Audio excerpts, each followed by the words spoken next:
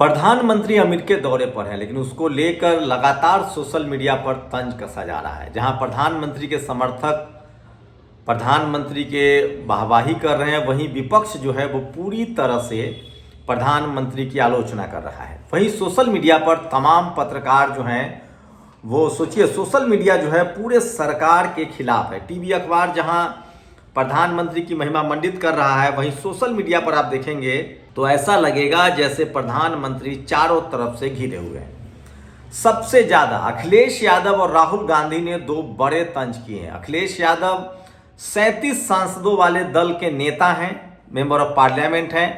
राहुल गांधी विपक्ष के नेता हैं, एलओपी हैं, लीडर ऑफ अपोजिशन है देश के। अडानी को लेकर राहुल गांधी ने एक्स पर बड़ा तंज किया है। दरअसल अमेरिका में प्रधानमंत्री नरेंद्र मोदी से एक सवाल पूछा गया था, जिसके बाद वो झेप गए। आखिर क्या था वो सवाल और क्यों झेप गए प्रधानमंत्री? वहीं अखिलेश यादव ने हमेशा की तरह शायराना अंदाज में तंज किया है। उन्होंने कहा है कि अमृत काल में कोई भी भारतीय के हाथ में हथकड़ी न हो और उसे अमृतसर न उतारा जाए। नमस्कार, मैं शंभू कुमार सिंह और आप देख रहे हैं नेशनल दस्तक। प्रधानमंत्री नरेंद्र मोदी अमेरिकी दौरे पर है। इससे देश को क्या मिला? इस द्विपक्षीय बातचीत में भारत के हिस्से में क्या आया, इसका अब तक खुलासा नहीं हुआ है। लेकिन अमेरिका की इसमें बल्ले बल्ले है। ये बड़ा खुलासा रणविजय सिंह, जो पेशे से पत्रकार हैं और सोशल मीडिया पर बहुत ज़्यादा वायरल होते हैं, उन्होंने ट्वीट किया है। सोचिए, इस पर मैं विस्तार से भी बात करूंगा और आपको बताऊंगा कि सबसे ज़्यादा उसके बाद मैं आगे बताऊंगा कि किस तरह से प्रधानमंत्री के दौरे पर भारत को क्या मिला। अडानी वाले सवाल से कहीं ज़्यादा ये सवाल है, ट्रंप और मोदी की मीटिंग से क्या निकला? अमेरिका भारत को फाइटर प्लेन बेचकर कमाएगा, अमेरिका भारत के तेल और गैस बेचकर कमाएगा, अमेरिका भारत को न्यूक्लियर टेक्नोलॉजी बेचकर कमाएगा, अमेरिका की कंपनियां मुनाफा कमा सके इसके लिए भारत टैक्स कम करेगा। यहां तक कि ट्रंप ने कहा कि एलन मस्क इसलिए भारत में बिजनेस नहीं करना चाहते हैं क्योंकि भारत में टैरिफ मतलब टैक्स ज्यादा है।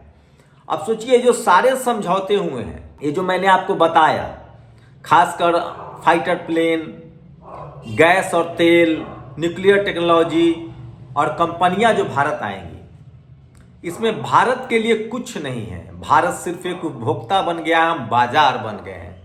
मैं पहले ही कह रहा था कि जो देश बाजार बनेगा उसकी हालत खस्ता हो जाएगी और जो देश सामान बेचेगा उसकी हालत मजबूत होगी। एक बात तो यह। दूसरी बात, अगर विदेश नीति की बात करें तो भारत की रूस से जो दोस्ती थी वो हमेशा कारगर रहा है। याद कीजिए, इंदिरा गांधी प्रधानमंत्री थी, पाकिस्तान पर हमला हुआ था, उस समय अमेरिका ने आंखें तरेरी थी और वो पाकिस्तान के साथ खड़ा था। उस समय रूस भारत के साथ खड़ा था। आप सबको पता है कि अमेरिका ने आधुनिक विमान जो फाइटर प्लेन है M16 वो भी पाकिस्तान को दिया है। तो मुझे लगता है कि भारत का सबसे करीबी संबंध सोवियत संघ और रूस से रहा है। लेकिन सोचिए, हाल के दिनों में अमेरिका के पीछे हम पड़े हुए हैं, लेकिन बदले में अमेरिका से हमें क्या मिल रहा है? अमेरिका से भारतीयों को डिपोर्ट किया जा रहा है, उनके हाथों में हथकड़ी लगाई जा रही है, उनको अमृतसर में उतारा जा रहा है। इसको लेकर अखिलेश यादव ने बड़ा तंज किया है कि आखिर अमृत काल में भारतीयों के हाथ में हथकड़ी लगाकर भेजा जा रहा है, ये कब तक चलेगा? ये सबसे बड़ा सवाल है। विपक्ष इस पर सवाल उठा रहा है। तो सोचिए, इस पूरे दौरे में मीडिया, जो भारत की जो टेलीविजन अखबार है, वो आपको जो दिखा रहा है वो खबर नहीं है, प्रचार है।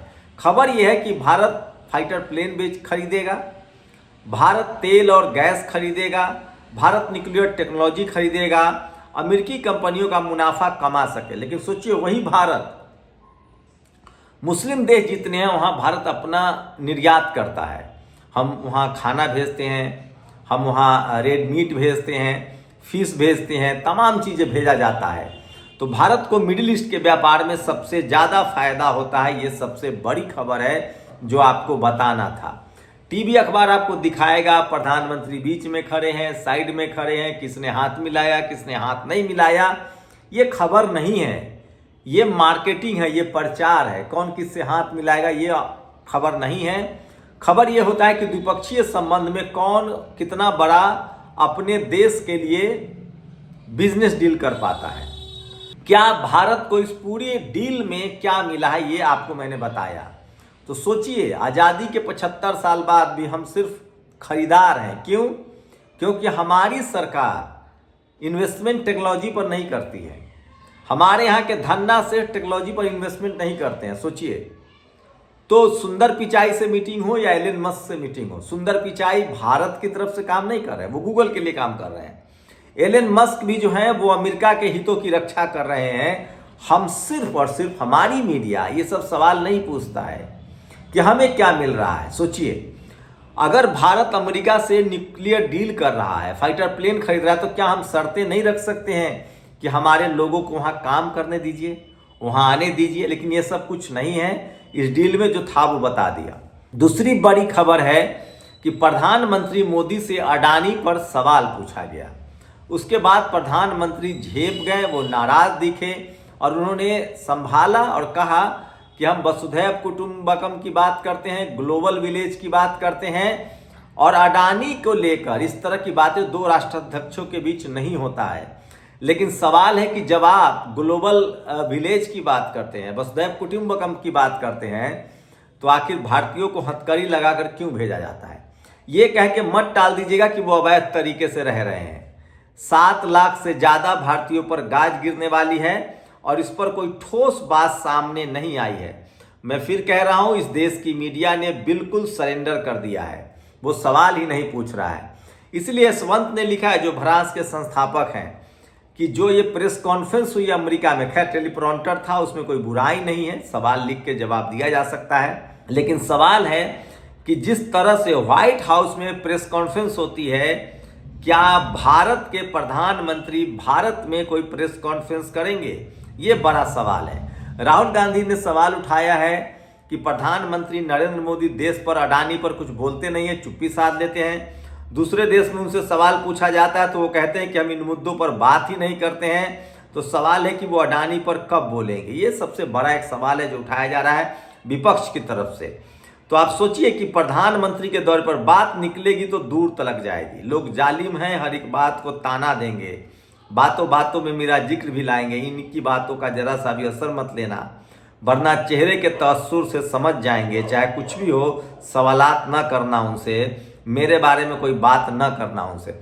इस तरह का शायराना अटैक जो है, शायराना तंज जो है, वो पवन खेरा ने किया। लेकिन खबर ये है कि इस पूरी बातचीत में भारत के हिस्से में कुछ नहीं आया है। भारत सिर्फ एक खरीदार बन के रह गया है। और मैं बार बार कह रहा हूं, भारत एक खरीदार बन के रह गया है, भारत के हिस्से में कुछ नहीं आया है। मैं बार बार कह रहा हूं कि भारत तभी इसमें भारत को तभी फायदा होगा जब भारत की निर्यात बढ़ेगी, भारत को सब्सिडी मिलेगी। ये तमाम चीजें हैं जो भारत को नहीं मिल रहा है। तो सबसे ज्यादा सोचिए, समर आर्य ने लिखा है, ट्रंप मंच पर भारत के प्रधानमंत्री को खड़ा करके भारत को गरियाता रहा, टैरिफ किंग बताया, भारतीय उत्पादों पर जवाबी टैरिफ ठोक देने की घोषणा की, और हमारे वाले विरोध करने की जगह बगल खड़े मिमिया रहे थे। अडानी को बचाने के लिए रीढ़ ही बेच दी। सोचिए, टैरिफ को लेकर, मतलब अमेरिका जो है वो हमसे सामान भी बेच रहा है, उस पर हमारे सामानों पर टैरिफ भी बढ़ा रहा है, और वो कह रहा है कि भारत सबसे ज़्यादा टैक्स लेता है। तो प्रधानमंत्री इस पर कुछ नहीं बोल रहे थे। तो ये सबसे बड़ी खबर है जो सोशल मीडिया पर वायरल है। और मैं फिर कह रहा हूँ, भारत की जो मीडिया है वो ये सब आपको नहीं बताएगी, क्योंकि वो तय कर चुके हैं कि वो भारत के हितों की रक्षा नहीं करते हैं, वो भारत के नागरिकों के हितों की रक्षा नहीं करते हैं। वो सिर्फ और सिर्फ सरकार के सवाल को आगे बढ़ा रहे हैं, वो सरकार के हितों की रक्षा करते हैं। मैं फिर कह रहा हूं, भारतीय मीडिया बिल्कुल विश्वसनीयता गंवा चुकी है। भारत के कई पत्रकार भी गए थे, लेकिन उनको सवाल दिया गया था कि बांग्लादेश को क्या अमेरिका मदद कर रहा है, ये सवाल पूछना है।